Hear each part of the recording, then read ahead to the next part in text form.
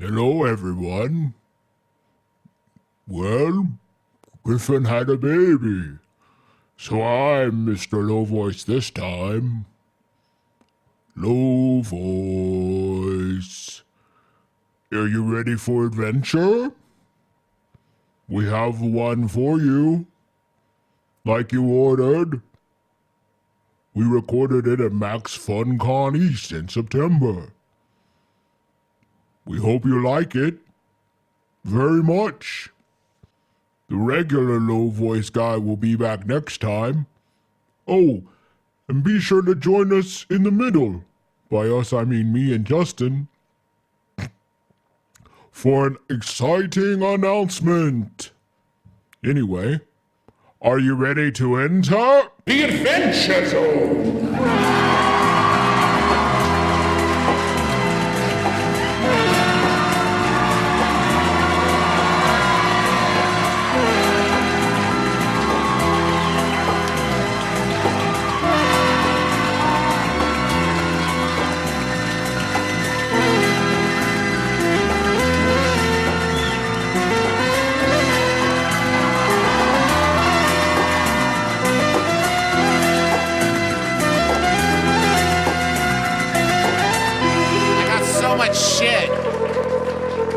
We have so many gifts. So you guys are so far away from me. I didn't realize. We're so close to each other. Hi, everybody. You can't do that. Welcome to the podcast. You're in the podcast. Who here has listened to the Adventure Zone before? Okay. Thank God. Who here has played Dungeons & Dragons before? Who here played Dungeons & Dragons today? That's amazing. So we're gonna, is the projector, okay, I can unplug this then. We're gonna play a quick little one-shot little story game today. Do you guys wanna introduce yourselves? Or our character, us or our characters? I think of you as sort of a symbiotic unit at this point. I am Travis McElroy, and I play Magnus Burnside, the fighter and folk hero.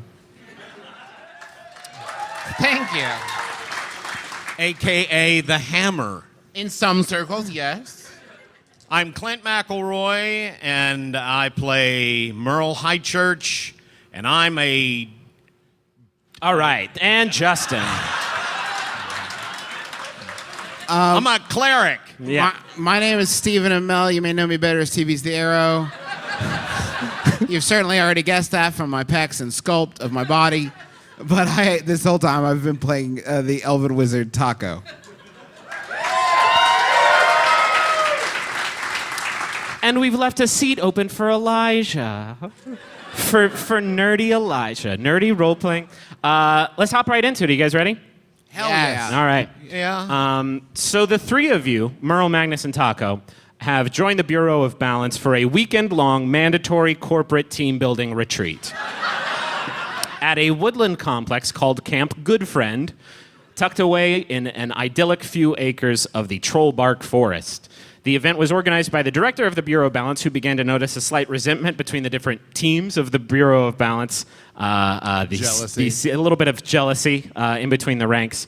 And in order to squash that, she has sort of brought the whole organization on to, wow, you guys are really genuinely far away, to Camp Goodfriend. And it's day 3 of your retreat. First 2 were filled with the types of activities you'd expect. Seminars on effective corporate communication, panels led by HR representatives on workplace etiquette, some bonfires with musical accompaniment led by Johann the Bard. And Camp Goodfriend has been fine. The 3 of you have your own private bunk away from some of the bigger cabins, but you're still kind of roughing it. Tell us more about the bunk, Griffin. Well, why don't you tell me about what you've been doing at Camp Goodfriend? What sorts of activities you've been participating in? Lanyards. We did a lot of lanyards. Okay. Those are hot. Okay. Right now. I did a lot of fantasy skeet shooting with arrows. Would that even It work? was very hard. Yeah. It did not go well. It went poorly. Taco? I slept in a lot and blew off as many activities as I possibly could. Okay. A nugget of truth there.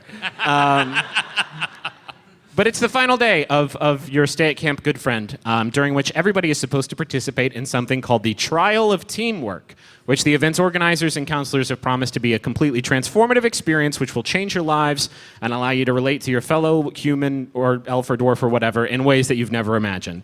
And you're summoned to the Enclave of Cooperation, a large clearing in the forest with a stone circle of benches. And just past that is a hilltop dungeon with an archway entrance with a big heavy gate over it. Now, does this seem like legit, or does this seem like paper mache? They built it, you know. It's funny that you asked that. Totally paper mache. Like Great. this is like this is very much a set. There is a large bulletin board next to the entrance of the dungeon with some long scrolls attached to it. And gathered around this circle, you see different Bureau Balance employees. Some you've met before, some you probably haven't put in the effort to meet. And they're all congregating in groups of 4, and they seem like really touchy-feely, for lack of a better term. Like they've just they've just had this wonderful experience. You see a quartet just sitting. Oh God! Oh, that had a lid on it. Thank God. You see a quartet on the ground in a circle with their arms wrapped around each other. You see a dwarven woman sitting on a bench with 3 other bureau employees, just kind of comforting her as she has this like emotional moment. You see other characters from the show like Avi, Johan, Leon, and the director, and they're very excitedly recapping the events of the trial, and they're laughing and hugging like a lot. So all around you are these groups that are having these enthusiastic conversations and these emotional interactions. And as you approach the entrance to the trial, you see the head counselor for Camp Goodfriend, whose name is Art Goodfriend. And you've probably interacted with him a few times throughout the weekend. He's a very over-enthusiastic elven guy who wears sunscreen, which is probably the first time you've seen that. He probably invented sunscreen in this fantasy world. And he motions you towards the sign-up board. And he says, hello, boys. How were your sessions today? Did you learn any new life skills or make any new friends? No. The food was good. The food was really good. Except who stops? Wait. Fucking stop. Try it again. The food was good. Thank you. Fucking killing me. Who stopped serving pancakes at 9 a.m.? I missed the whole thing. I had to get Cheetos, fantasy Cheetos, from the store, from the what do you call that? Trading Post. Okay, well, there's one spot left on the sign-up sheet for the Trial of Teamwork. You better get in there while you still can. I'm played by Bobcat Goldthwait a little bit. We do. What did you say? You gotta sign up for the Trial of Teamwork. Pay attention. I just said it 4 seconds ago. Is it a verbal sign up, or do we need to actually write? There's a fucking bulletin board right here. Okay, yeah. Do I wait? I have to check my inventory. Do I have a pen? A pen will be provided to you. Our greatest challenge yet. Should we roll something? Yeah, do we need to roll an initiative? Signs up first. We're allowed to go until 9:30 p.m. with this show. I rolled right? a 2. Okay, I rolled a 12 in cursive. Okay, we do that. Okay, Yeah. Dad, with that 12 in cursive, you write Morple on the board. Good enough. Nobody's nervous. He says, the other 2 boys, you don't seem too enthusiastic about the Trial of Teamwork. Don't you want to earn the Teamwork medal? And he holds up a medallion. Now I do. There's a golden medallion, a golden round medallion, and on it, emblazoned on it, are 2 big burly arms reaching in for a powerful handshake. Arms? Yeah. Well, no, these are decorative arms. Magnus can't sign up fast enough. Okay, Magnus signs up. He shoves Art out of the way to get to it, Taco, even though he's not in the way. Taco, come on, don't be afraid. I'm just here to help you become a better us. That's one of my taglines. I cast Mage Hand and make that fucking hand great. sign for me. Okay. I'm not gonna. That's technically perjury, I think. The 3 of you have signed up for the last spot for the Trial of Teamwork, and you notice there's a 4th spot in this sign-up sheet. And Art says, oh, that's right. Teams for the trial of teamwork have to have 4 people. And actually, there's somebody who specifically requested to join your outfit in this attempt. Hey, Brad! Brad? Brad!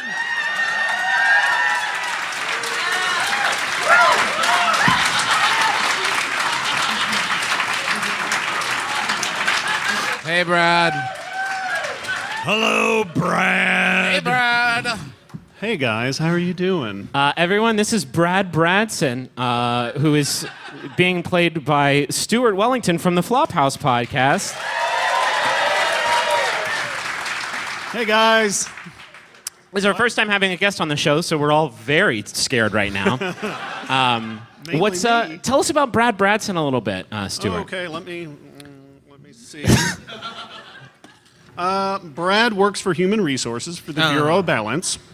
Brad is from a tribe of hill people. His father was Brad the Bloodthirsty. His grandfather was Brad the Bone Breaker. So he's sort of gone away from his...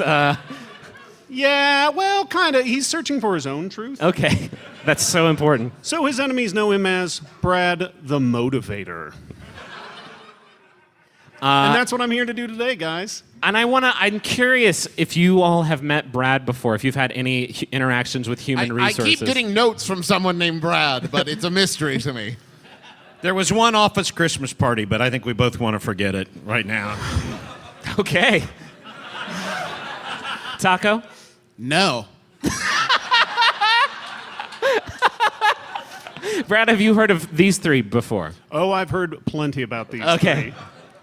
3. Brad Bradson, you walk over and sign up on the sign-up sheet, and finally you have a full team. Art, good friend, leads you towards the cobblestone archway into the hilltop dungeon. And as you walk over there, the gate opens up, and you see a few familiar faces. You see Carrie and Killian and Noelle and Angus emerge from the archway. And Angus is riding on Noelle's robot shoulders. And they're all just having a great time. Their faces are streaked with tears of joy, and they're just like excitedly retelling what happened in the dungeon below. And Carrie says, "Oh my God, Taco, you gotta get in there. It's life-changing stuff. Hey, Bill," and walks past the group. Say, careful, guys. Don't fall off her shoulders. And Angus, Wait, are you HR or are you a safety inspector? It's a little bit of both, you know. Angus says, "Hello, sirs. I'm excited for what you're going to learn about in there. High five. Vis-a-vis treating your coworkers nicer." High five. Well, I was about to do a thing, but now maybe not. If we kill anybody, is it canon? Jesus. Well, I'm just saying. Ango is still a child. So the gate. You heard it here first. Clay McElroy will kill a child Yeah. forever. The gate opens again, and Art motions you inside and says, "Good luck and great teamwork." I'm melting.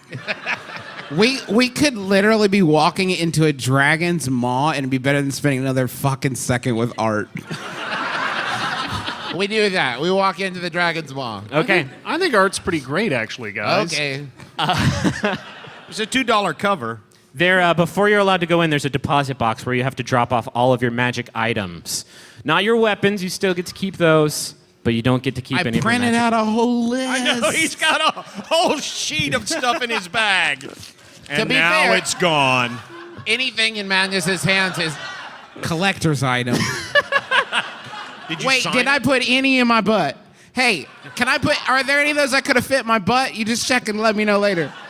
Is there anything you can hoop? It didn't come out of his butt. It's okay to open I'd it. sneak it in my butt. Yeah, I've been keeping a lot of items. Not all in my butt. Enough to make him walk funny. So you move through the archway and into a small round chamber. Pocket spa? Do you want to shove a tint in your ass? Hey, don't yuck his Let's yum. abandon this Yeah, I don't want to plan. yuck any yums. So you want to put a pop tint in your butt. right, let's move on. Let's move on. You move on through the archway and into a small round chamber. The only thing of note in here is a small design carved onto the stone floor that reads, "Enter colleagues, exit best friends." God almighty. And ahead of you is a long, narrow stone staircase leading down a tunnel down into the hill and underground. And as you move down it, there's a surprisingly warm breeze blowing up. Magnus starts running towards the breeze. It's literally a breeze. He's running. It's wind. Okay. Can't stop him. Are you like an excitable man or a monarch butterfly? Like literally. And as you finish your descent down these long, narrow stairs, you emerge into a large room lit by several huge sconces built into the wall, and it is kind of a shitty room. It's about the size of a cellar, and it's kind of decorated in like paper mache dungeon attire. Like it looks like a theater set designed to look like a spooky haunted house. Like a lot of hard. What's that hard foam that you spray and it makes it look like Hard foam. Yeah, you got it. So yeah, you're in basically a fake dungeon. Magnus walks around for a while just poking his finger through stuff. Yeah, you can. Like you walk to the paper mache wall and it just goes boink straight through it. Like And as you enter this large chamber, People worked on that room, Magnus. Okay. this is going to be great. As you enter the chamber, a portcullis drops behind you, preventing your exit from the trial of teamwork. I might do a strength check to pick it back up. Okay. That was a 6? No. Plus 8. So 14. Jesus, plus 8. Yeah, you could get out if you wanted to. Okay. I do that a couple times. Just, okay. And let's get into the first trial. So you're standing in front of the first trial, and about 6 inches off the ground is a series of 5 6.5-foot long planks of wood, the ends of which are resting on small circular metal pegs built into the ground. They make a zigzag pattern over a span of 30 feet, and you notice that below this series of planks, or essentially this low ropes course, is red carpet. And above you, you hear a loudspeaker being activated, and you hear Art's voice through the loudspeaker. And he says, I should... For your first trial... What? Unintelligible. Huh? Oh, you really can't hear that? Yeah, Okay. no. Well, imagine a loudspeaker effect. Can you do that in post? Do you have a knob over there that's like loudspeaker? As his voice comes I through got a these thumbs up. loudspeakers. I got a thumbs up. I don't see any knobs twiddling over there. So over the loudspeaker you hear, for your first trial, your whole team has to cross the planks to the other side. But be careful, because the floor is lava. Magnus pokes the red carpet. Bill, don't touch the lava unless you want to earn teamwork penalties. It's not lava. It's a carpet. Okay. And the loudspeaker clicks off. Magnus goes running across the planks or whatever. Okay, make an acrobatics roll. 8 plus 2. A 10 is actually, okay, you're just running all the way across? Yeah. Okay, Magnus has crossed the bridge by himself.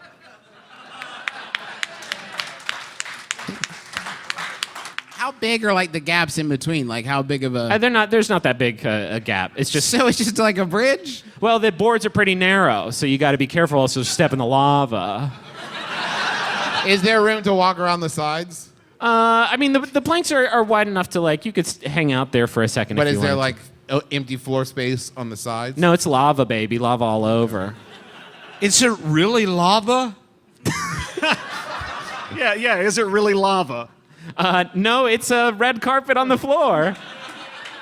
Well, Merle walks across the red carpet. No, doesn't. Jumps across. You're the going red to jump carpet. 30 I'm gonna- horizontal feet. I am going to jump. Yes. All right, make an athletics roll Okay. to jump. Hey, Dad, to jump 30 horizontal feet. You can do it. Do you know they just set a new world record in the Olympics for the long jump? For like fucking 8? And the Olympics are for humans. But go ahead and do it. Because you said it, Go ahead and roll He is your gonna- 30. Okay, screw you, I will. What am I looking at? Not any Just of that. roll a d20. You always just roll a d20. Yeah, but I got to know what my have a amplifier plus zero. is. It's plus zero. Perfect, baby. Yeah, let them bones Crit, roll. crit. Yeah. It's an 8. I can read. You an jump. 8. You But jump. on a sideways, it's infinity, which is the roll he would need to get to actually make the jump. Nailed it. To jump 30 horizontal feet, Clinton. You jump 5.5 feet and you land right on the carpet, like 1/6 of the way past this trial. No, I was jumping over where the plank is. So I landed on the plank. At some Bullshit, you did. Make the best acrobatics roll of your life, and I'll see if you land on the plank. Here it goes. Do it. Here it goes. think Now he's we're gonna playing do it. D&D, baby. Roll. Yeah. Rolled up. So 17. Just read it. 17 and I added 0. Okay. Okay, yeah, that's enough. You land on your belly on the plank like this, like inches from the red carpet, but you didn't. You So didn't like land. right out of America. But you cleared like one board. Okay. I start clapping. Okay. Say, that's a great first try, Merle. Well done. Thank you. Thank you very much, This Bart. is like really easy. You just walk across them. Where's the fun in that? Okay. Well, you have like a whole show to do. Somebody else do something. I start tearing up pieces of paper in the shape of the logs, and I put them on the floor and start trying to arrange them in a puzzle. Fuck yeah. Whatever you roll to get across it, you have advantage on. Oh, advantage. I'm going to say insight, and that is... Wait, no. Okay. No.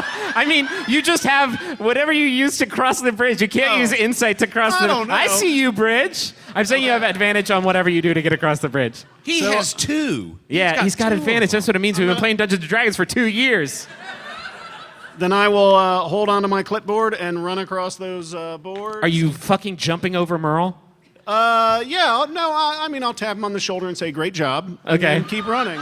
And I'll raise up at the worst possible moment. Whack. While this is all going on, I cast fucking levitate on myself, Okay. and I float across the lava like a grown man. Okay. It is Or in this effortless. case, elf, I guess, is the case. It is effortless. Whoop. Tucker I just goes got a across. 17 for my athletics roll. Okay, yeah, and what are you doing? What is the interaction between Merle and you on the bridge? I say you did a wonderful job, Merle. Keep going. And with that encouragement, I cleared the rest of the plank. No, you can make it another acrobatics roll to finish crossing the rest of it. But I think It'll be- he should get advantage on it because that was very motivational. Yeah. The check will be lower than 10. I'll say that. Okay. Between the Thank God. But I have advantage, though. Isn't that no, what- dog. What did you roll? Can I enhance his ability with enhance ability? Yeah, sure. I enhance his ability. What does it mean? I think he has, he has, wait a second, following effects, some kind of thing that I don't know. It doesn't You'll say it fit on my in damn great, card. Brad. All right. I guess it your gives you advantage. acrobat. Go wait and roll your. Do you have an instrument? What is your instrument, Brad the Bard? It's oratory. Clearly. Brad did a lot of speech and debate in high school. So this whole time when you're like, hey, keep it up, that's literally you casting magic spells. Exactly. That's fucking amazing. Okay, so roll it again, and you have a +2 on your roll.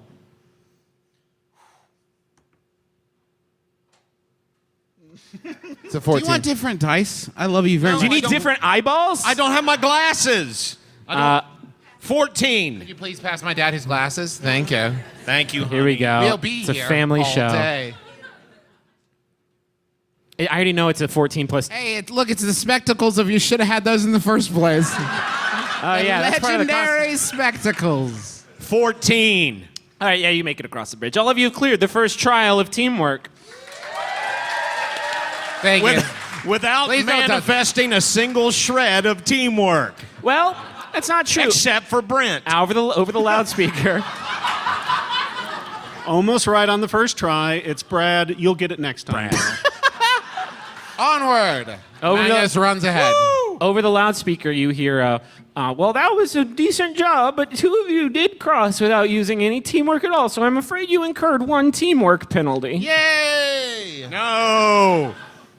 I could use a pen if anybody has one. It's not important, but I just need a pen. Well, you'll need that pen for... Yeah, that's great. Can I borrow that? Thank you. I'll return it. No, he won't. I need to keep track of your teamwork penalties. TPs 1. Okay. He says, do you guys know what that trial was supposed to teach you? No.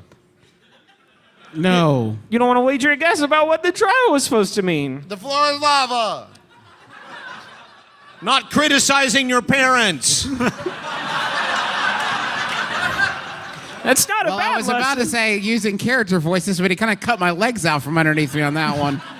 Not using character voices. No, it's supposed to mean that we all walk the same path in life, and it's easier with help with your friends. All right, next challenge. Okay, you are on the second trial, and you're standing in front of a smooth wooden wall. It's about 15 feet tall and 10 feet wide, and it's several feet deep as well. And those are the dimensions of the wall, everybody. And it's built into the floor, and it's pretty sturdy. And the loudspeaker clicks on, and you hear Art say, "For this challenge, you have to help each other up and over the wall. Make sure you don't leave your guys behind." Your guys? Can I jump up it? What the fuck is wrong with you guys not understanding jumping abilities? 15 feet isn't that much. 15 feet is 1.5 stories. Here's what I'm going to do. I'm going to jump and then plant rail splitter in and pull myself the rest of the way up. Okay, yeah, that works. Then actually, this would be make an attack roll on the wall. This should be better for you. As a 5 plus 9, 14. I mean, that's a wall, so yeah, you get a. It's not going to dodge. You jump and get it in there, and then make an athletics roll to finish climbing the rest of the way up. 13. Yeah, you're good. You Plus 8, 21. You managed to go up. Quick question though: do you take the axe with you? Yeah, I'm Okay. not Fucking fucking wonderful. rail splitter down there. You take this handle that you installed in the wall for yourself, and you reach the top of the wall by yourself. I might drop a rope. You don't have any items with you other than your weapons. You said magic item. I don't have a rope. Ropes are pretty magical if you think about it. You can tie two things Okay, together with I them. lay down. There's all kinds of stuff you can do with a rope. I lay down on my stomach and kind of, lower an arm down. Oh, that's really sweet of you. Okay, what's everybody else doing? What's the wall made out of? Wood? And we got to go, what now, 13 feet up? I've got about 3. How long are your arms? Oh, hold on, everybody. I got it. No problem. I cast Reduce, which is second level transmutation, on the Okay. wall. Okay. You are reducing. What does that do? I can cause an object within range to grow smaller or larger for the duration. Does it say how small? How small are you making this wall? Better make it about 2 feet. It literally doesn't say. All right, then you tell me, dog. How big's the wall now? It's 2 feet tall, just enough to be adorable. Like a Malibu Barbie dream house. Now everybody Okay, gets over the wall. Okay, you shrink. fuck me, I guess. Yeah, you shrink. Here's it. Yeah, fuck you. Double the wall shrinks very fast, and Magnus, you are on your chest when it shrinks, and so when the wall just is suddenly 8 feet shorter, you fall 8 feet and land on your ribs on the corner of the wooden wall, and you take 7 damage. Can I see your pen, Brad? I was trying to do good. Okay, the wall is now 2 feet tall. You can now, just because you guys have some trouble with spatial stuff, that's tall enough to climb over easily. As I climb over, I rub Magnus's shoulder and whisper, "Feel better, friend," and cast Healing Word. Oh, nice. Is this what it's Heal like to 5 play points of Dungeons and damage. Dragons with a competent person? We're doing great, guys. We Okay. are so going to let you die. Nothing personal. If that's my truth, so be it. Wait, holy shit! Hold on. Brad, that's how deep it goes? That's how deep your well of motivation goes? You gotta trust in the universe to provide death sometimes.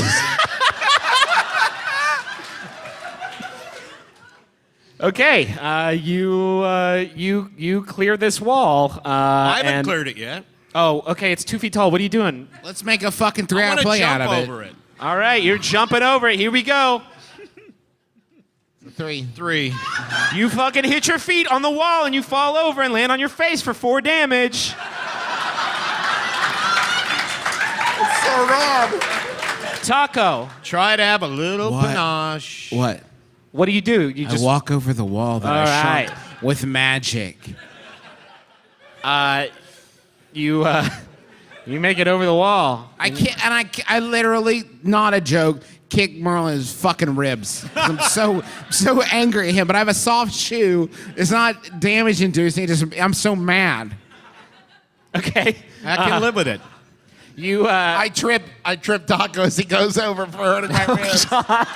all right. Taco, make a dexterity saving throw. It's a 7. All right, yeah, you fall over and you actually plus 3.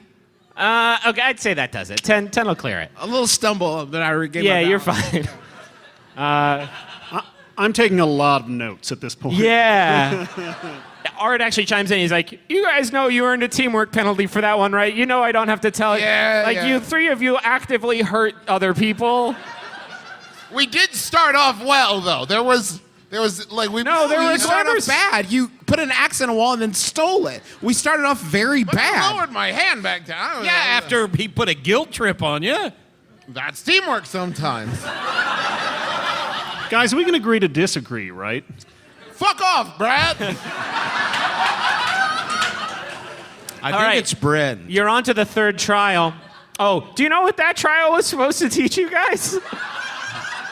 No, but I'm guessing we didn't learn it. And sometimes life throws obstacles at you sometimes, and it's easier to get over them with the help from your friends. Right. Okay. So you're on to the 3rd trial, and immediately in front of you is a 15-foot high wall, another one, a separate 15-foot high wall that I definitely planned for. No, fuck it. I gotta respect the fiction. It's the same wall that you were just standing on that you shrank down. This now 2-foot high wall.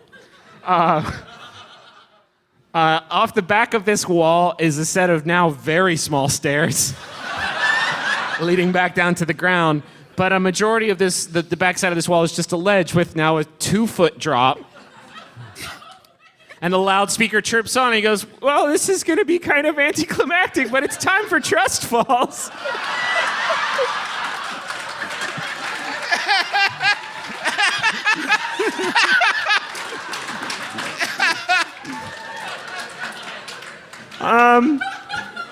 It's only 2 feet, but Magnus falls off it. okay. Just Catch me, Art. Okay, the falling style here is like backwards, not looking. Okay. Full on. So you just fall backwards off the back of the wall. I trust everyone. Okay. Wait, hold on. Give them a chance. Who? My friends. They're not. They're the waiting first- to catch you. Everybody's by the It's wall. 2 feet. They could do it. You fall, but it's just 2 feet, so you don't take any damage. But now you're in catching position for everybody else. Who's going? Me. Okay. I fall. He catches me. We all move on with our lives. Make a strength check. 15 plus 8. You super catch Taco. Great job, guys. I throw him over my shoulder. Okay. Next. I kind of push Merle out of the way because I want to do it. Okay. on, Brad. Brad's got a dark side. Now it's Brad's time to shine, guys. And I, arms wide open, back into Magnus's arms. Okay. I move. Do you really? He's 2 feet. He's Okay. gonna be fine. I've already got Taco over one No, shoulder. it's cool. It's cool. Brad, yeah, you fall on your back, Brad, and you don't take any damage, but it's embarrassing. Oh, no. I've been embarrassed before. Yeah. It's okay, guys. You next get- time, you'll catch me next time I fall. You That's what being Sure. friends is all about, Magnus, is Okay. catching your friends when they fall. And sometimes you slip up. Suddenly Magnus feels very bad. you As actually does Travis. you actually fall When you fall, you land on some gum on the floor, and it gets in your ponytail. No! I quickly pull some peanut butter out of my pocket that I keep. You don't have any items. items. Oh no, my magic No, peanut butter. it's just loose peanut butter. Hey, listen, Magnus will chop your ponytail off for you if you want. Yeah, you've got a corrupted body he part. does it all the time. That is a strange use of the word "if I want," because I do not want that. But sometimes, sometimes necessity requires sacrifices, guys, and I think this is one of those Chop times. it off. So I hold my arm over my eyes so I don't have to see my beautiful ponytail Oh my shorn God. from my head. I say, "Do it, Magnus. I trust you." I just- With your axe near my head. I just pull his hair out of the gum. It's not like a thing. I don't have to cut it off. It's super in there. And Okay. I want you to look at this. All right, look at this. All right, so you know what's coming. Make an attack roll on Brad's hair. I want you to know, I'm aiming for the very end where the gum is, so I don't have to cut off the whole thing. Yeah, it takes a long. How long did it take you to go? lay Hold on, it wait on before you his roll. chest. Before you roll, some backstory. Brad, how long you been working on this ponytail? 25 dog? years. Jesus.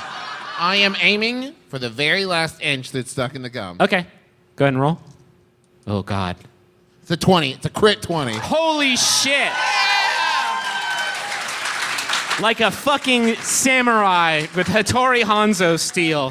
Slow motion, you watch each hair be severed and it flows away in the wind. And it leaves you with a lot of ponytail.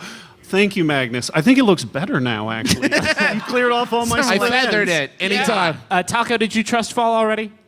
Yeah, remember? Yeah, you that's got right. him? All right, we're all. Oh, Merle. I'm gonna jump over it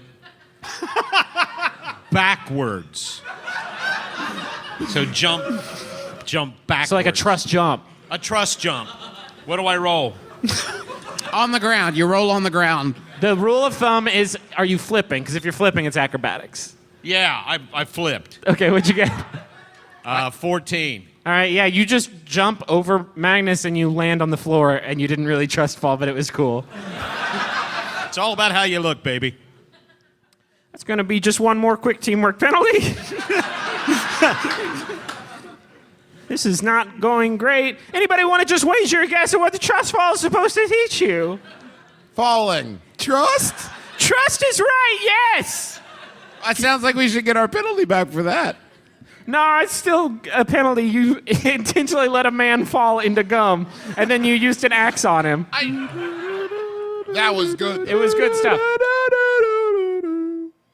He usually does music there, right? I just had to make some music. I'm not a musician. Hi, everybody. It's Justin McElroy. Just wanted to join you here in the middle of the show. I hope you're enjoying it. And thanks again to Stuart Wellington for helping us out with the episode. And, of course, to MaxFunCon for having us. It was, you know what? If you'll pardon my language, it was a heck of a lot of fun. But here we are in the middle of the show. First off, I want to tell you about Movement watches. That's MVMT watches. They were founded on the belief that style shouldn't break the bank. Movement's goal is to change the way consumers think about fashion by offering high-quality, minimalist products at revolutionary prices. They've got over 500,000. That's 500,000 watches sold to customers in 160 countries all around the world. And they've solidified themselves as the world's fastest-growing watch company. We got Movement watches, and they are gorgeous and really, really, seriously, you are going to love these watches. You need to check them out, and they can make a great gift. Even if somebody you know has a watch, it doesn't look as cool as a Movement watch. I guarantee it. They start at just $95. At a department store, you're looking at $400 to $600. And that is going to be way too much to spend on a watch. Get one of these Movement watches. You're going to love them. Check it out. Plus, you can get 15% off today with free shipping and free returns by going to movementwatches.com/adventure. That's mvmtwatches.com/adventure. Classic design, quality construction, and styled minimalism. Go to movementmvmtwatches.com/adventure. We got a couple of personal messages here. The first is for J. Scott Scoot Jewel Robber, and it's from Chelsea Jewel Robber. And it says, you won't believe my Naperville paper mill whippoorwill stable bill, but April will. She'll believe anything. Hail, Iris. Thank you for being a genius weirdo nerd who invents things like computer-generated poetry or dumb tongue twisters that you repeat at me until I hate them, but who also genuinely loves and supports me. I'm glad we're forever buddies. That is so sweet. And congratulations, you two, for finding each other. I think that that's really, really wonderful. This is a great message for Jay from Jay. Are you ready for the message? You guessed it.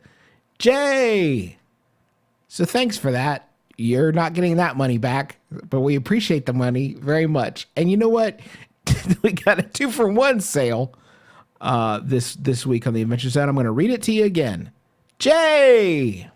So I hope you have a great Jay. One more message for Iris Explosion from Zelma. It says, happy birthday to my favorite naked weirdo and true sexpert, soon to have the degree on her wall to prove it. May your birthday herald a year of success and luck. You fucking deserve it. So much love, Zelma. That is so sweet. It's a little later than Iris's birthday, but hey, Zelma, that's really kind of you to say. And happy birthday to you, Iris. So I want to say real quick, we have some exciting news for you. This is something that we've been sitting on for a while, but we can finally talk about it with you because they're letting us now. So we're talking about it now. And it is, you ready? Really excited? It's the Adventure Zone graphic novel. The Adventure Zone, Here There Be Gerblins, is coming. It's going to be written by us, but really mainly by Dad. He's adapting it from the first volume of The Adventure Zone, and it's going to be illustrated by none other than Carrie Peach, and it's coming from First Second in 2018. You can actually see a little bit of it and learn a whole lot more checking out nerdist.com. They're going to have the scoop on it. And you can also just go to @thezonecast on Twitter, and you'll find a link there. We're going to be talking a lot more about it as we get closer to it. But we're really excited. It's going to be really good. And the art's cool, and Carrie's cool, and Dad's okay. And First Second's cool. And it's just going to be a really neat thing. We've been working on it for a long, long time already, and we're going to be working on it longer. And we're going to make it like, if you're a fan of the show, or even if you don't listen to the show, it's going to be a really cool thing. And we can't wait to tell and show you more. So check out nerdist.com today for more info, or go to our Twitter @thezonecast. So anyway, thank you to everybody involved with that. Can't wait for it. But for now, I can't wait for more of this episode. But the good news is I don't have to, because here it is. All right, you're on to the fourth trial. A few feet past the trust fall platform, you see a small metal statue on a wooden pedestal. And the statue depicts 4 adventurers, an armored dwarven fighter, a devout elven cleric, a bookish human wizard, and a guitar-wielding orc, all laughing and high-fiving each other, obviously a symbol of successful teamwork. From the loudspeaker, you hear Art say, "This is the totem of constructive criticism." All you have to do to complete this trial is touch the statue and then give someone a piece of helpful advice on their performance, either in this dungeon or just in general. And once all 4 of you have given some advice, you can move on. But don't be nasty unless you want to get some teamwork penalties. So we have to say something nice? Nope. No, it's Constructive. the totem of constructive criticism. Okay. Who's going first? You know, I saw we had some cosplay in the audience. Who's going? Okay. We're actually at about 45, 50 minutes Okay, right now. okay. So I we need put my to- hand on it and I say, Brad. Okay, wait. As you touch Yeah. it, as you touch the statue, one of the 4 heroes lights up. And the hero that lights up for you, Magnus, is the human wizard. So you have to give a piece of constructive criticism for Taco. Yeah, go Oh, ahead. dick. Taco. Yes. I feel like Go on. sometimes you cast spells without any consideration of whether or not it might injure me specifically. A touch, a palpable touch. I do confess it. And I would like it if you would stop doing that because our cleric sucks at healing. Okay, It's not about you, cleric. Hold on. Wait. that part of the statue turns gold, and he actually turns to give you a thumbs up. Nailed it. Who's next? Me. Taka, you touch the statue, and the cleric lights up. Fuck. You need to give a piece of constructive criticism for Merle.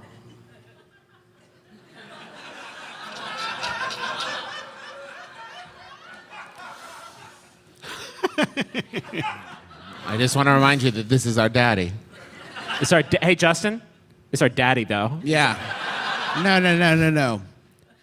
Your spells can be used to heal wounds. So maybe give her a shot.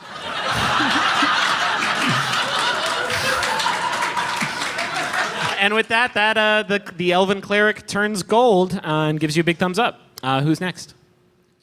I'll go. Merle, you touch. I'll go. Merle, you touch the statue, and the dwarven fighter lights up, and you need to give a piece of constructive criticism for Magnus. For your middlest boy. For your middle. Wait, is Brad gonna have to compliment himself? We'll see. Constructive criticism for Magnus. I think that I would worry a lot less in those times when I'm pondering the fate of you if maybe you didn't rush into every situation like a giant horse's ass. Well put. All right. Do you like that? The dwarven fighter turns gold, gives you a big thumbs up, and all that's left is Brad. I'll go next, guys. Cool, Brad. And I go Choice.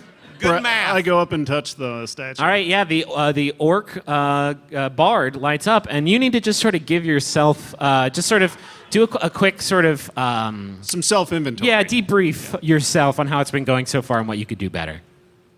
You know, Brad, Think of Stewart on Saturday Night Live looking in the mirror. Brad, you know, sometimes you don't let people get close enough and know the real you. Jesus. You hold people at bay.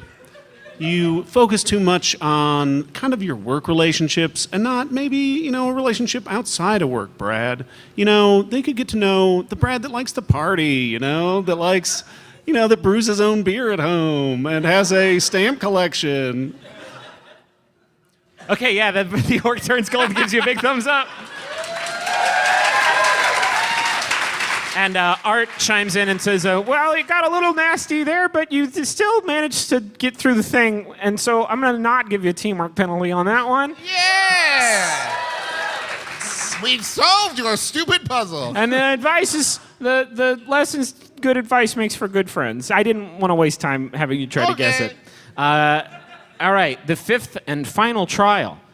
You're standing in front of a large cobblestone wall, and again, this wall is mostly styrofoam, like a theatrical set. There's a door, a semicircular door, and a crudely painted sign hanging over the door that marks it as the entrance into the arena. And you hear Art say, "In here, you'll face a deadly opponent. It's up to you to work together, protect each other, and take him down carefully, please." Magnus rushes in. You open the door. To be fair, I didn't say that. I want to run right through the door. You can, yeah. It's Yeah. essentially I want to foam. leave a Magnus-shaped hole in the door. You just knock the door completely down, and Art's like, "Well, those people have to use this." Like, okay, whatever. And this arena is absolutely Clown Town. There are some large foam geometric shapes scattered around the arena, almost like it's like a laser tag arena. And the whole thing is encircled in this styrofoam wall. And in the middle of this McDonaldland play place is a large person wearing a costume designed to make them look like a skeletal dragon. But it's really just like a child's skeleton costume from the neck down, like a black sort of suit with bones on it and like a spooky skeleton dragon mask up top. And he goes, "Roar, I'm Skelly the Skeletal Dragon. I can only be beaten by great teamwork." Magnus sees red. He's got a bucket, and he starts reaching in and getting these little foam balls out and throwing them at all of you. Magnus tackles him. Actually, everyone make a dex save to avoid these fireballs he's throwing. What am I rolling? A D20. 20. A 1. Oh my God! I rolled a 19. Well, 17. The joke here was supposed to be that you're just getting hit by little foam balls thrown at you by a man in a skeleton costume. But with the 1, I think you actually are going to take some damage. You take 9 points of damage from. What? Wait! It hits you in the throat. Did it have railroad spikes sticking out of it? It hits you in the throat, and you get the wind knocked out of you, and you take 9 points of damage. Wow. Shit. You know that wind doesn't live in your throat, right? Huh? You get hit in the throat and then wind. Doesn't matter. Do you need me to keep track of your health, or you need help with your iPad? Let him have his fun. No, I got it. Okay. So yeah, you have this skeleton man throwing. Did you? Everybody? Oh, Taka, you got hit by styrofoam balls, but it's fine. I can't be I rolled a 19. Oh, you fucking. It's awesome. Are you matrixing over Yeah, there? yeah. That was supposed to be matrixing. What do you do? So what do you guys think we should do? This conversation's happening. Okay. Thank you. Maybe we should throw the balls back at him. Oh, I like that.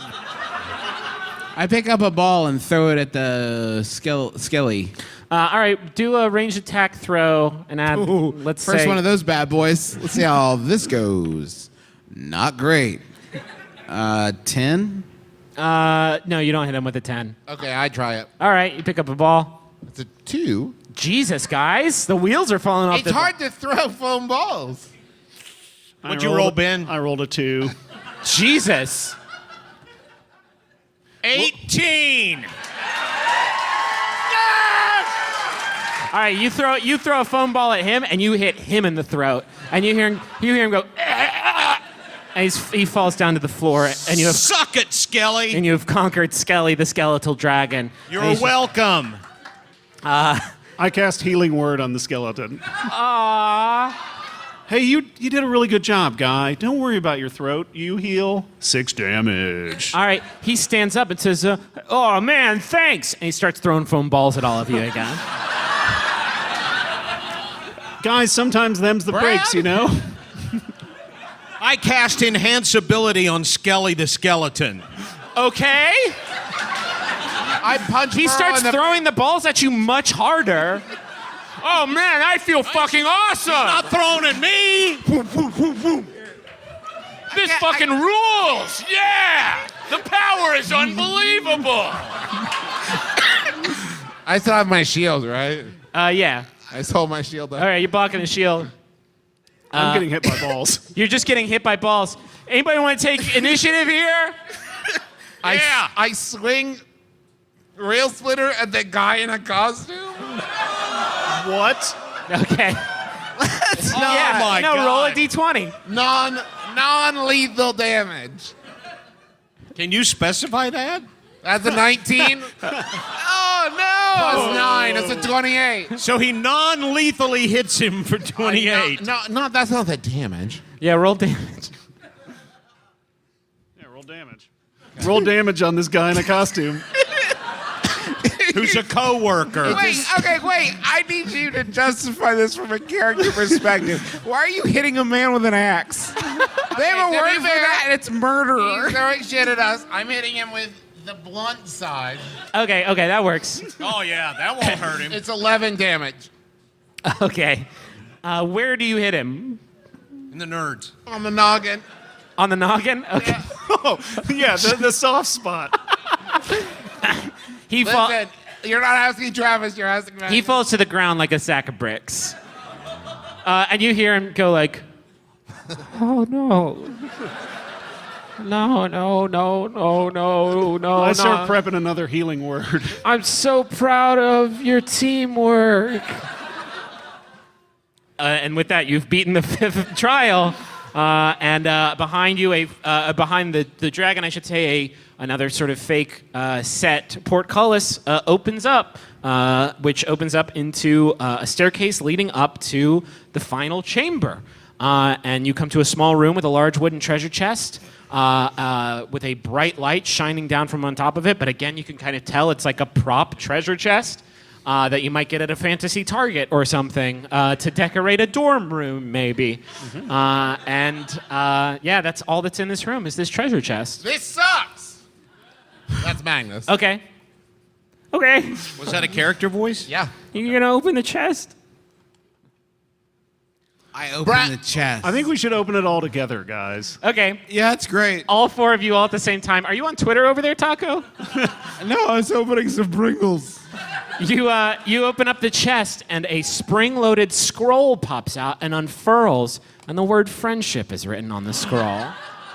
And a spurt of confetti comes out of the chest.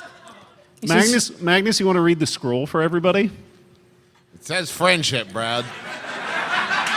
Kind of makes you think, right? you hear...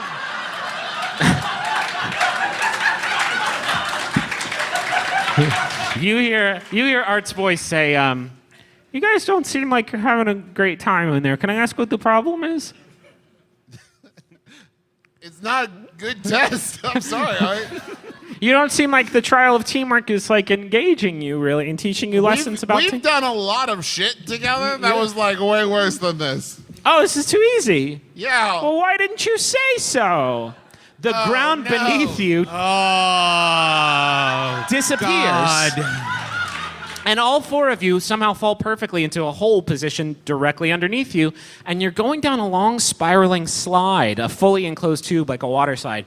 And after a minute or so of sliding, all 4 of you pop out of holes in the wall of a new room. It's roughly the size of the one that you were just in, but there's something different about it. The make of this room feels more authentic, like an actual dungeon. You've been in dungeons before. This one feels more real and less like a set. Wait, you guys have been in dungeons before? Oh, yeah. We'll tell you about it when you're older, Brad. I actually, you know what? I say that. This may be our first dungeon, and We've that was our never first dragon. been in a dungeon. We've done it. It has the familiar sulfury, dungeony smell.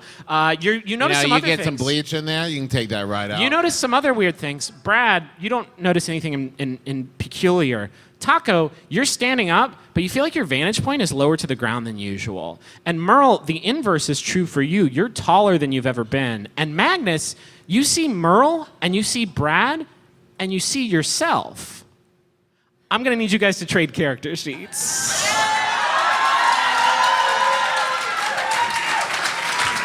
Taco, you realize you are now Merle Highchurch, the Dwarven Cleric. Merle, you are now Magnus Burnsides, Human Fighter, and Magnus, you are now Taco, the Elven Wizard. Should we trade costumes too? I'm going to use any excuse to strip. That's true. That's how I got through college. Can I get those cards, please? I'll tell you about it when you're older. I'm not going to get any older. Are you gonna die today? Does everybody have their new character sheets? This is why I said to have all of your character sheets good and ready, because other people are going to be using them. Are we all good to go? Yes. I'm doing great. Yeah. Brad, you're still just Brad. Still bradding it up. Yeah, just bradding it out.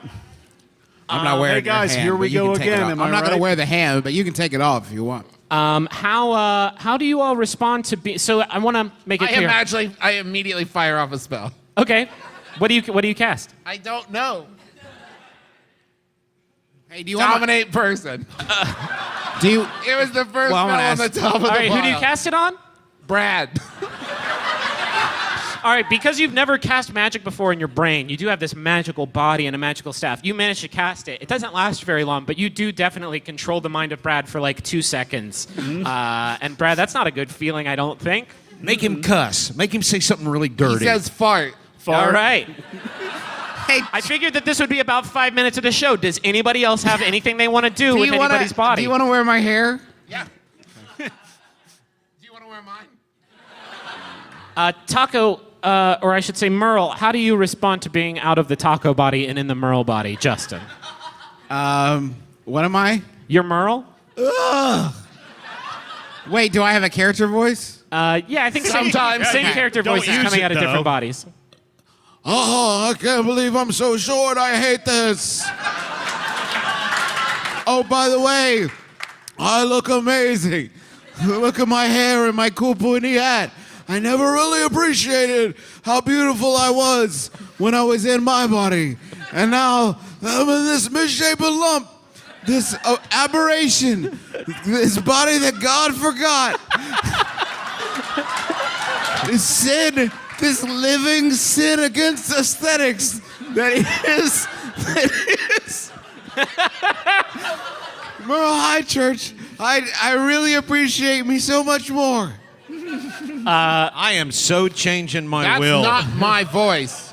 Yeah, Magnus, how do you, or Dad, how do you, Merle, like being in Magnus's form?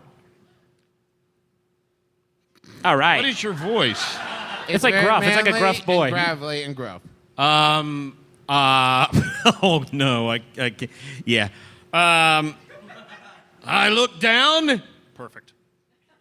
And I guess I've been swimming. Oh, man, he did a wiener joke on you. That's Did you non-canonical. hear all the shit he Listen. said about me? I'm just gonna say that's non-canonical. Magnus. But I will say one. That's not your voice. Hey, Justin, use your fucking character voice, Yeah, dog. get your character voice. Get your shit together. Use your character voice. Oh, that's better. That's more like, oh, I'm putting these Pringle calories in your body, but I'm getting all the Pringle eating satisfaction myself.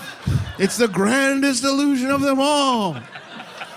And Magnus, I imagine you enjoy your magical capabilities. It's all you know. I'm having a great time. Okay. Let's move on to the first trial of this new trial chamber. You step in, and it looks familiar, except again, like, it looks real. It looks like a real dungeon. And it's kind of warm in here, and it doesn't take you long to realize what the source of that heat is. Immediately in front of you is the balance beam trial you navigated earlier. 5 6.5 foot long planks of wood resting on metal poles that form a 30-foot long zigzag path.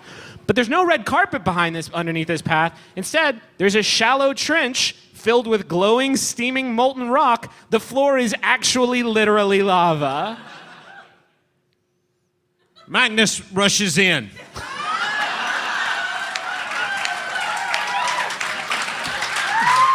As he's rushing in, I cast Enhance Ability. Oh, on shit. That Magnus. I'm giving him Cat's Grace. Okay. I think that's +2 to acrobatics, so go ahead and roll your roll. Are you just running across the whole span of the bridge? Yes. Okay. Which one? The 20 one with the number 20 on it. Wow. It really. 19. Yeah. You Plus some other a stuff. shit ton, yeah. You soar across the bridge. You easily make it across to the other side of the gap. Yeah, I think Dad is well prepared to navigate someone else's character sheet. Yeah. I'm Magnus. Do you have That is my classic Do you have a catchphrase? Yeah.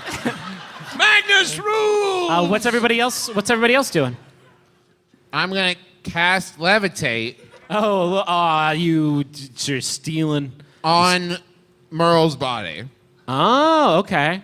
So that's Justin. Okay, Justin, you, Merle, are now floating in the air. And push him over the thing. All right. Whee! All right, that just leaves you, Taco, and Brad. And I'm gonna cast Phantom Steed. Oh, shit! No, wait! No, don't clap yet. How is a horse gonna help you? Phantom or not, how is a horse gonna help you do this? Yo. All right, suddenly right in front of you is the I spectral need steed. you now more than ever, Daryl. First off, I'm not fooled. Second, I know that's you. Second, this seems like a misuse of my skills. Did We're you gonna know jump it together. You know You're horses are kind of a distance thing. This is a small room. So you're going to make Geralt jump 30 I'm feet. just so excited to have magic. Okay.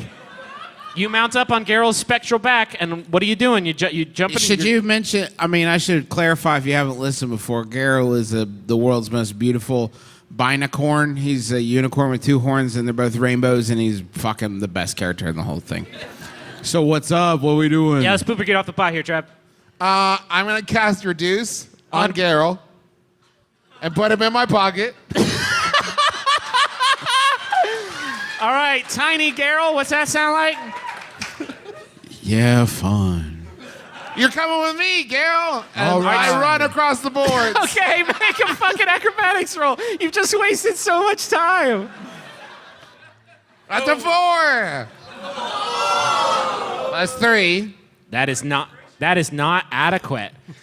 You Hey, that's my body. Be careful, idiot. You make a dex save for me as you teeter off. You make it about halfway off the bridge, and you lose your balance and go off the right side. That's a 20. It's a 17. Okay, you manage to catch yourself on the edge of the thing. You are now hanging off of the balance beam bridge. I don't know how we're going to get out of this one, Geralt. Well, that's a real shame for you, because I'm a My Little Pony now. Brad, Let me know how this shakes out. You know, you guys are working so much better this time. What's going on? He's dangling over a yeah, bit he's of literally lava. dangling over lava. I start walking over the bridge. Okay. Hey, you need a hand there, buddy? I do. I reach down to give him a hand. I use the Umbra Staff to do feather fall myself. You're gonna fall into lava. No. It makes me really light, so you can pick me Yeah, I up. think it makes him lighter. All right, so roll a what would be lift? I guess a strength check with advantage, because you're also kind of keeping your balance. Not really good at that. Well, you have advantage, so you can roll 2, because he's made himself very, very light. Oh boy. 16. Okay, yeah, you get him back up on the bridge, and then all of you have crossed the bridge to the other side. You just got your life saved by Brad. I pat him on the butt. Okay. Brad files a report on himself. Inappropriate touching. We're at trial 2. You burned this tiny horse, Brad. You give Geralt to Brad? I did. All right. I take Geralt. I say, hey, Geralt, it's great to meet you. I'm a huge fan. Oh, I've read Geralt's all not going to about put up with you." that shit. I guess he does. Yo, yeah, that's cool. It's just so good to meet you, too. Can I get a picture with you after this? I know it's a little weird. I but- only last an hour, my dude. Let's see how quickly these dipshits pull through. You are standing in front of another 15-foot high wall. This one is metal, not wood. It's not totally smooth though. It's got these small circular cutouts that are just shallow enough for you to get kind of a finger hold in. So it's going to be tricky to climb up this thing, but it's doable. But in front of the wall are 2 small crates, and sitting on top of each one is a strange apparatus that looks like 2 belts attached by a 10-foot long cord. And they look like a pair of belt handcuffs, essentially. And there's 2 of these. There's one pair of these tethered belts on each box. And you hear Art say, before attempting that wall, you need to choose a partner. Choose wisely, because this is not a trial where you want to work with dead weight. I jump forward and look at you all expectantly. Oh, my God. I think Brad should go with Taco. He seems like the only competent one of the 4 of us. I guess it's just you and me, Magnus. Wait, This is getting very it's confusing. getting so fucking confusing. So you are teaming up with Taco's body. Maybe? No, I was teaming up with Magnus's body. Okay, you're teaming up with Magnus's body that has Brad, Merle in it. Holy shit. Start over. Who's teaming up with who in this? Okay, Merle body said Taco body should go with Brad. Oh. Because 2 people raise your hands right now. That's 1. That's 2. We got it. There it is. We did it. Taco and Brad are team number 1. You all strap on these belts, and you are tethered by a 10-foot long cord. What do you? Cool. Let's get up that wall. I cast animate objects, and I animate the wall To do what? to carry us up. Oh God. It's just very Roger Rabbit. Okay, no, let's do this because we've gone so long. Gross metal hands like that one super creepy scene in the labyrinth. Yep. Just kind of like Do you guys want to ride? you ride up. It's and really comfortable, guys. the two of you have made it on top of the wall, and as soon as you get to the top, your belts fall off, and you are untethered, and you have cleared the trial. Merle and Magnus. I grab. He's Merle's. No, He doesn't just yell all the time. No, you wouldn't if you wouldn't. Do I Like, do a okay, little let me say.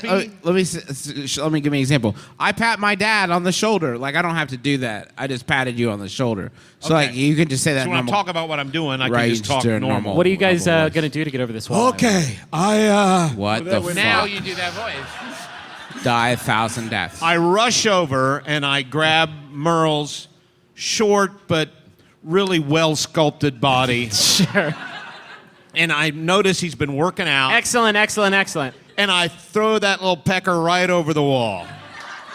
Are you putting on the belt? Are you Yes. putting on?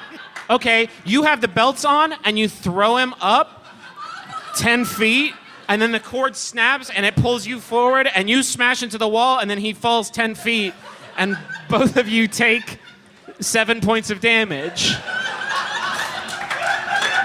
But it was funny, right? It was super fucking funny. It was pretty funny, if you admit it. Yeah, let's call that one a rough draft, guys. Okay. Second Let me attempt. So I'm dead now, right? No, you're not dead. Body. Oh, Magnus. Oh, okay. I 7. have a lot of hit points. Okay, smartass. What are you gonna do? I'm going to turn around to the wall, Yep. and I'm going to cast Flame Strike on the Shit. wall. Okay. Yeah. A vertical column of divine fire roars from the heavens in a location. I Guys, they're specify. standing on top of the fucking wall. Wait, you are trying to get to the top, aren't we? Let me try again. No, I mean, you gotta do it now. I don't have to do any. Okay, I fire on the ceiling. I'm like, good job, guys. And then I'm like, let me try another spell. And I hope Art's office is directly above us. And there's a column of divine flame just shot through his Okay. floor. Do I really have a spell like that?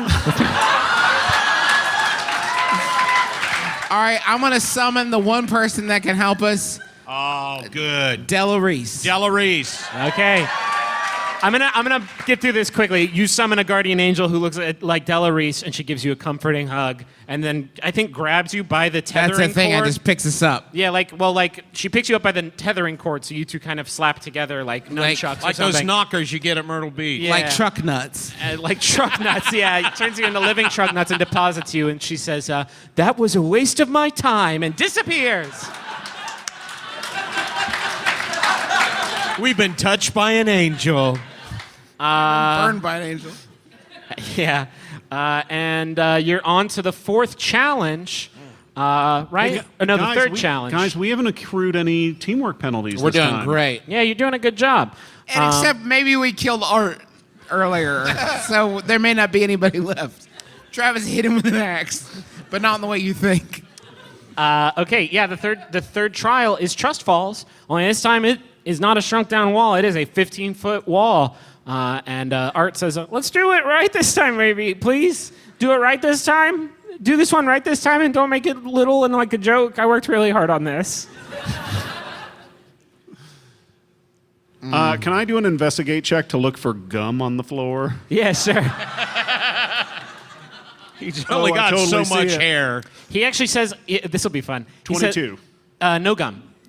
He says, actually, we need to start out with a designated catcher. I don't want you guys to fall a bunch of feet. So, Brad, why don't you actually head down, go down those stairs on the back of the wall, and you could be the first catcher. How's that sound?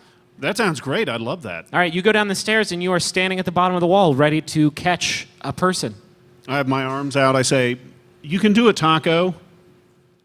That's me. Okay. I fall. All right.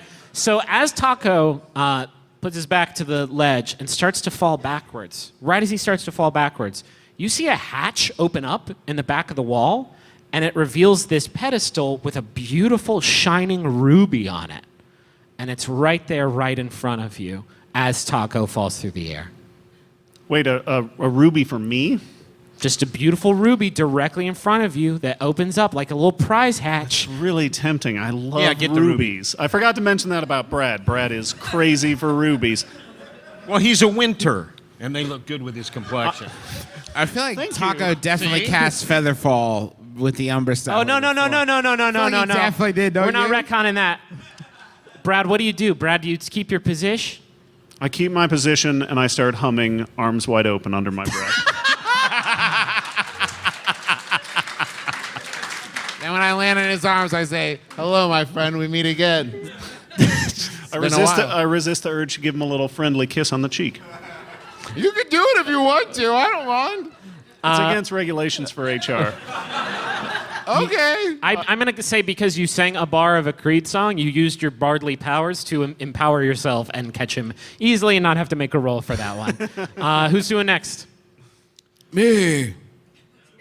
I jump off. You know, not for nothing, but his spell cards are largely useless. Okay. Like Thank I you. can look for one. They're not very good. Yes, thank you very much.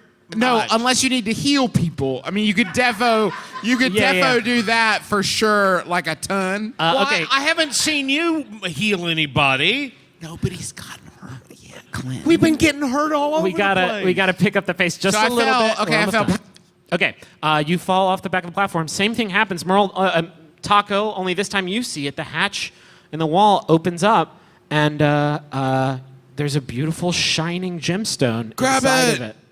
Grab the gemstone, Taco. You can do it. I'll be fine. My body's made of rubber. He can always heal himself. But the thing I is, can. this is interesting because I feel like the taco body instinctively reaches for it. But like the Magnus mind is like, I don't care. So do I need to do like a battle with my own body? Yeah, what does he I do think- to I think that battle can- his own body? I think you can just say whether or not you do it. Nah. Okay. Yeah, you stand in place and you catch Merle as he falls off the wall, and Magnus, you're the only one still at the top. What do you do? I fall, Okay. but as I fall in really cool action movie style, You're just supposed to fall backwards. It's a fucking trust fall. I flipped before you let me flip. Okay, you're right. before. You did it bad though, and you got a teamwork penalty. Well, I was going to stick a dagger in the wall and let it slow me down. Okay, cool. It's a metal wall. It's your body. You do shit like that all the time. Okay, You're make right. make an attack roll on the wall then. It's a Wait, great am I body. catching him? Not now. Okay, I cast Zone of Truth on myself. You're fucked. But I do thank you for using Zone of Truth. Zone of Truth is a copyrighted feature. Of Dungeons and Dragons. Of Wizards of the Coast, LLC. I rolled Subsidiary a 2. Okay. Ping! Like your dagger just bounces off of it, and you fall, and you're way out of position to be caught. I and- pop him with Featherfall.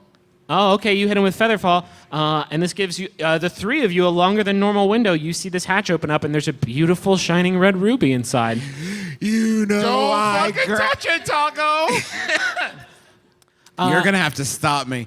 I reach in and grab the. No, I'm gonna use dominate person. Okay.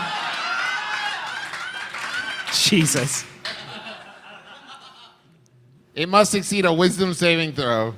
All right, make a wisdom saving throw, Merle. Nat 20. Fuck you. Nothing stops me from getting rubies that I desire. All right. Yeah. Merle, you reach in and grab this ruby, and nothing happens. You just have this beautiful ruby, Hell yeah. and it's worth 1,000 It gold always pieces. pays. It's 1,000 gold pieces, and I guess Merle has it. That's right. Stick it in Merle's bag, pal. I go over and put it in Taco's bag. Why? And then- wait, is Zone of Truth still effective? Yeah. Okay. That was awesome. I don't regret anything. Okay. You fall to the floor, Magnus, but you had feather fall on, so it is fairly harmless. Okay. Fourth trial. We're almost done with this, guys. I promise. I take my bag and I give it to Merle. Jesus. Okay. I'm not gonna take it because you're trying to give it to me from my body. Wait. Moving on. Oh man, we can't get stuck in the weeds again. I don't want to have to reboot you a third time. I give it to Barney. You make it to the fourth trial.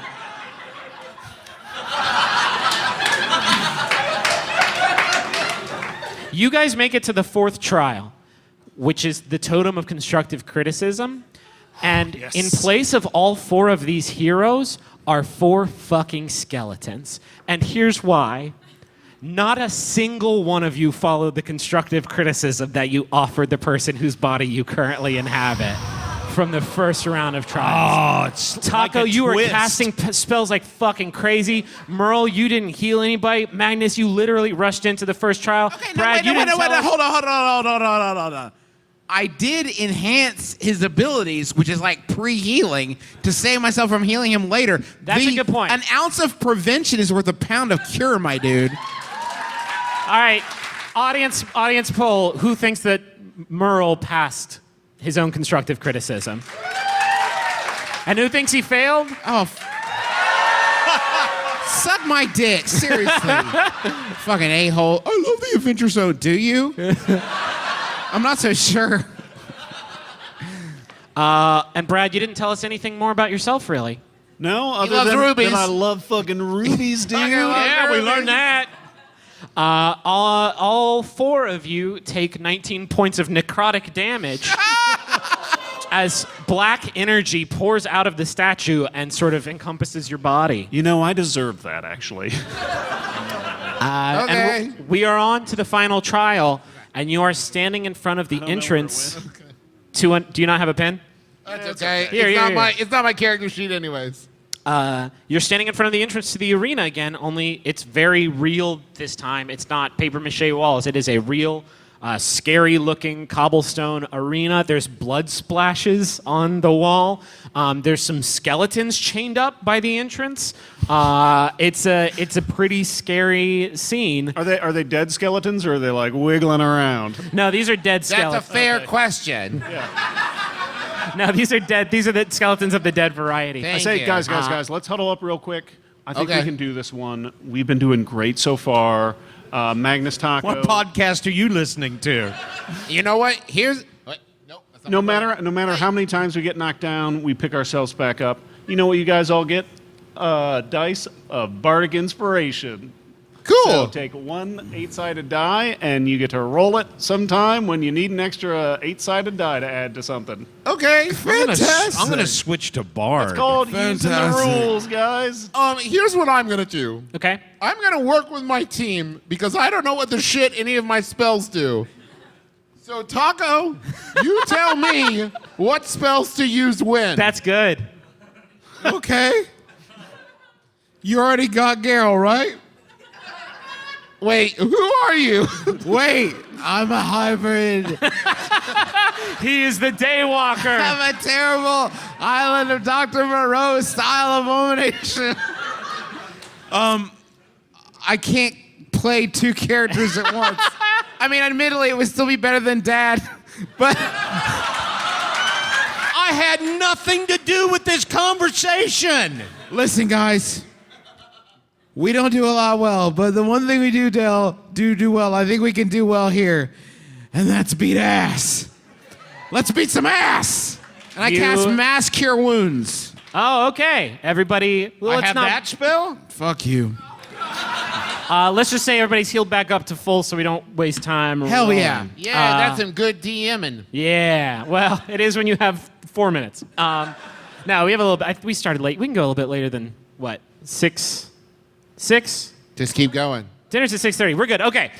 You charge into the battle after that cool catchphrase that I completely stepped on by checking on time for a minute there. And you are in the arena, only it is not Clowntown this time. It is pitch black. The door shuts behind you, and this time you can't seem to get it open. And the sconces on the wall burst into bright green flame, which illuminate the arena, and you see you're standing on a big pile of bones that make it kind of tricky to walk around. And 20 feet or so in front of you, a massive rib cage emerges from the bone pile, and then 2 big skeletal wings, and then 2 large claws forming the shape of a real skeletal dragon, only it doesn't have a head. There's no head on it. And you hear Art chime in and say, now, let's tally up those teamwork penalties. and then suddenly 3 skulls attached to 3 long bony necks emerge, sort of flanking the body of the skeletal dragon, one for each teamwork penalty you've incurred so far. Go get him, Brad. And all 3 heads roar, ready for battle. And with your permission, I think let's not do initiative. Let's just, one of you guys take an action, and then I'll take an action, and we'll just go back and forth. Freeform, baby. Okay, jazz. as requested, Trav, here's the spell that you should cast on Taco's Do this in body. character? No, you got to do this in character. You're yelling as Merle to Taco. Taco, quick! Cast this on yourself! I cast greater invisibility on myself.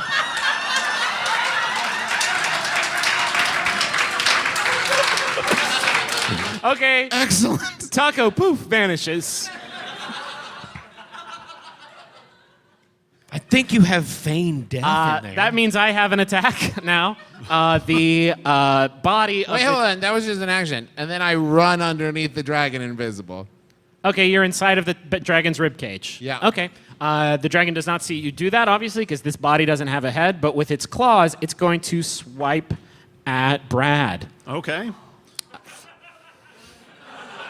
Brad, obviously a crowd favorite. That is a You know, it's fine. It's cool.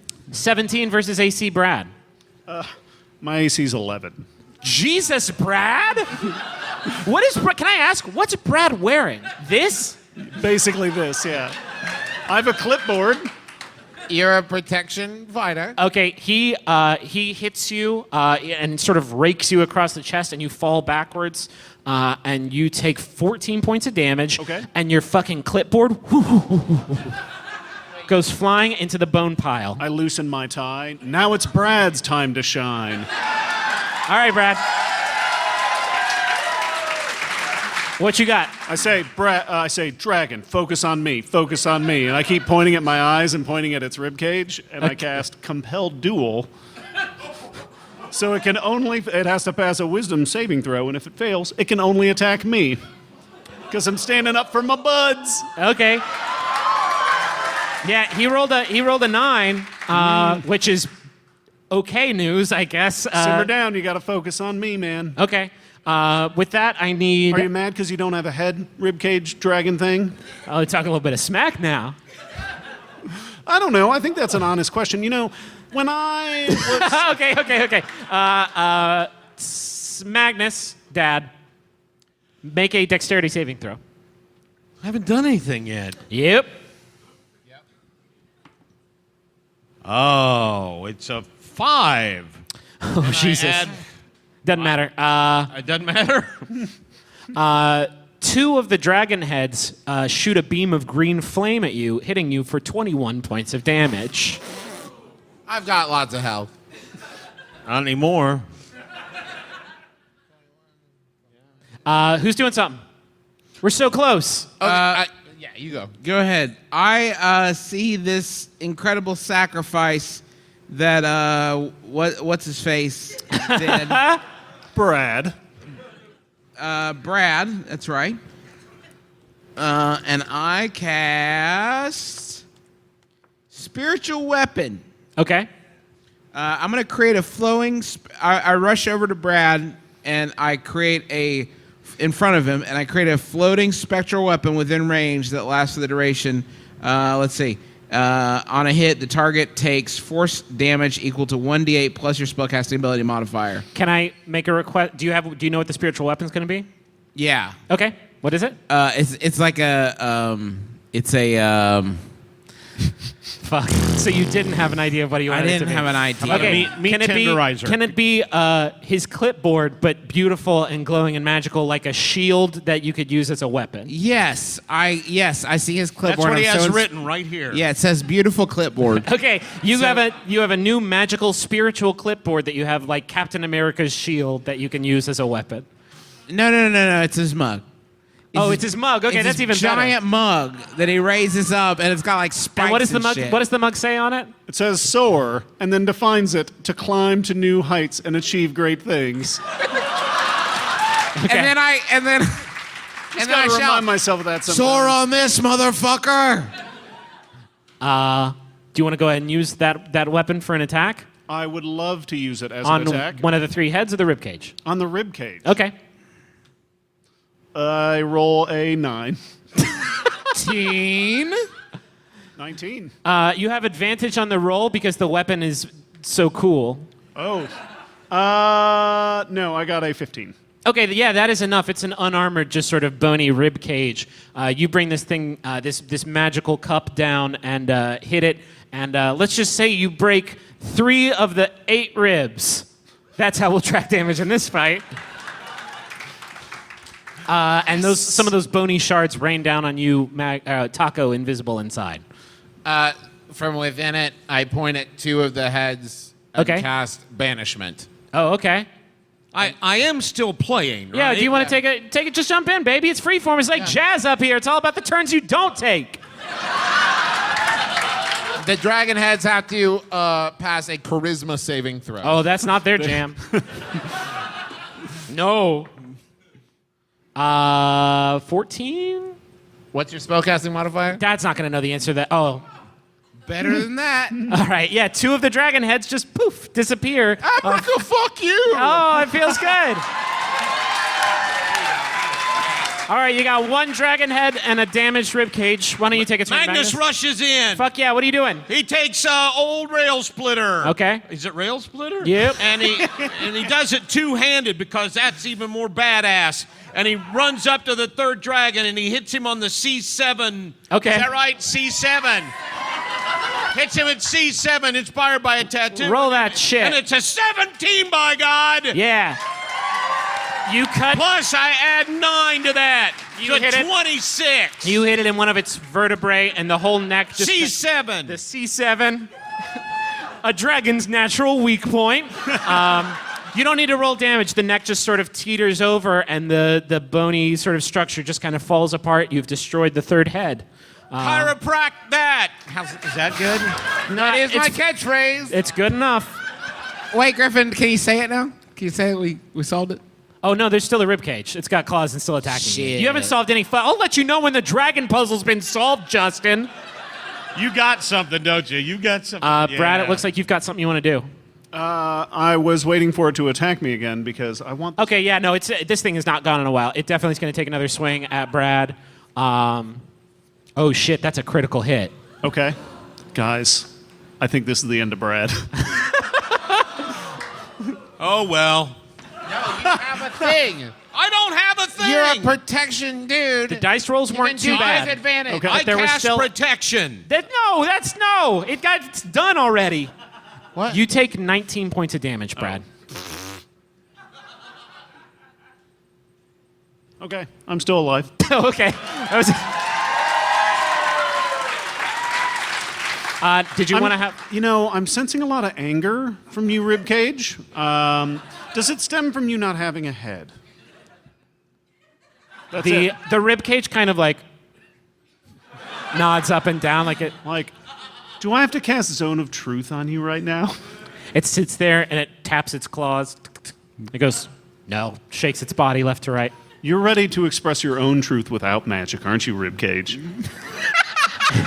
It sits there for a second. It goes up and down, yes. What's bothering you right now, buddy? You see its claws just go. Griffin is indicating to his head, for those of you listening at Guys, home. it's your head. It's his head. He's missing his Oh, head. he's missing his head. I cast Calm Emotions on the Ribcage. Okay. What does that? Does that do anything? It chills him out. Okay. And then Merle casts Flame Strike on the ribcage. All right. I have to roll a dexterity saving throw, I think, to get out of the way. Indeed. Okay. That's a 2. All right, He's just so way here too chill. is 6, 3, 1, so 10, and then 4. Okay, 14 points of damage.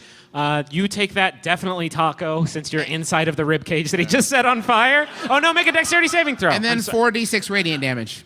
Oh Jesus. 2, 1, 12 2, plus 3, 15. What the hell are you guys doing? What did you roll, Travis? 15, 11. which I think is 15. the Okay, next- yeah, you dodge through the gap in the broken ribs that Brad made for you and get out of the way of this flame And then strike. 11 radiant damage. Okay, it's weak to both of those types of damage, so this rib cage just explodes. And you have solved my skeletal dragon puzzle. Let's wrap this up real quick. A portcullis opens on the other end of the arena, leading to a long staircase leading upwards, and you reach another small treasure chamber at the end of the room. This one, again, real, like a dungeon treasure chamber, not like a movie set. wait. And there's Brad, you do the honors. and there's a treasure chest sitting right there. I think we should do it all at once, guys. Okay, buddy. All four of you put your hands on the treasure chest and open it up, And it explodes. and a wave of force emits from it, knocking all of you backward and onto your backs. Good call, God damn Brad. it, Brad. Really good job, Brad. Fucking And dick.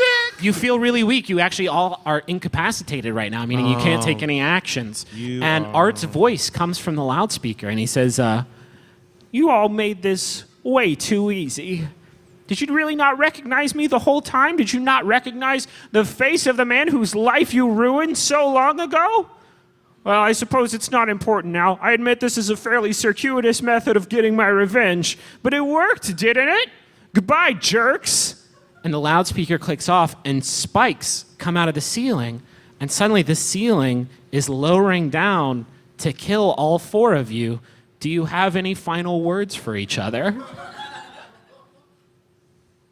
This is your fault, Brad. Smooth move, X-Lax. I didn't want to open the chest, but nah, That doing is it not all together. That is not how Magnus sounds at all. Do you have Does now. any last words? I just want to say, I've lost a lot. There's a Magnus, but in tacos. I want to make that clear. And I'm just glad that I found a new family. And I'm sad to lose this one too.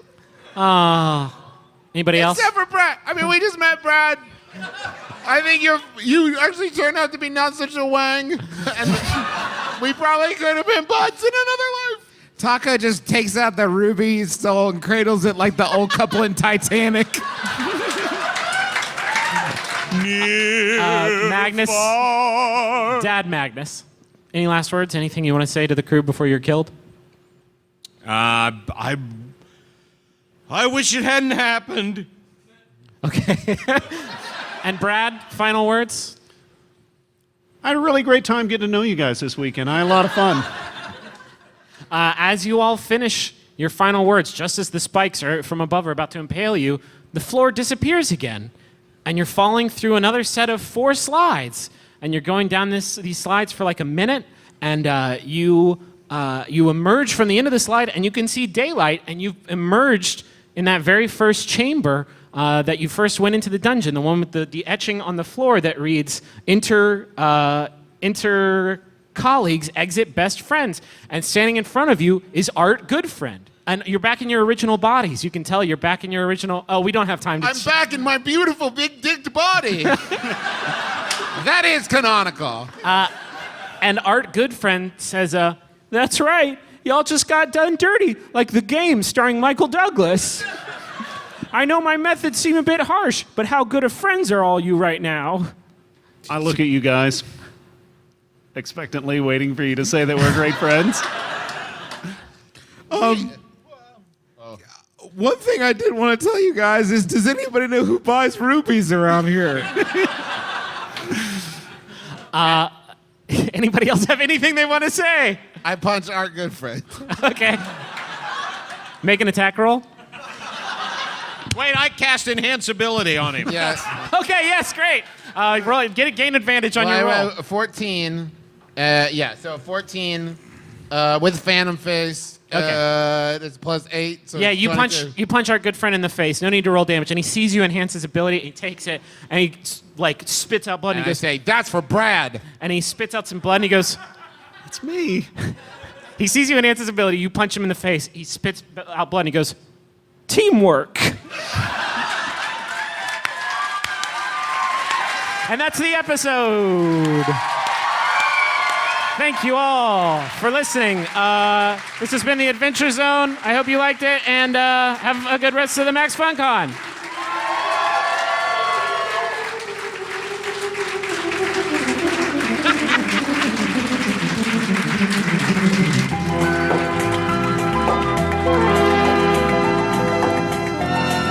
Ladies and gentlemen, the Adventure Zone!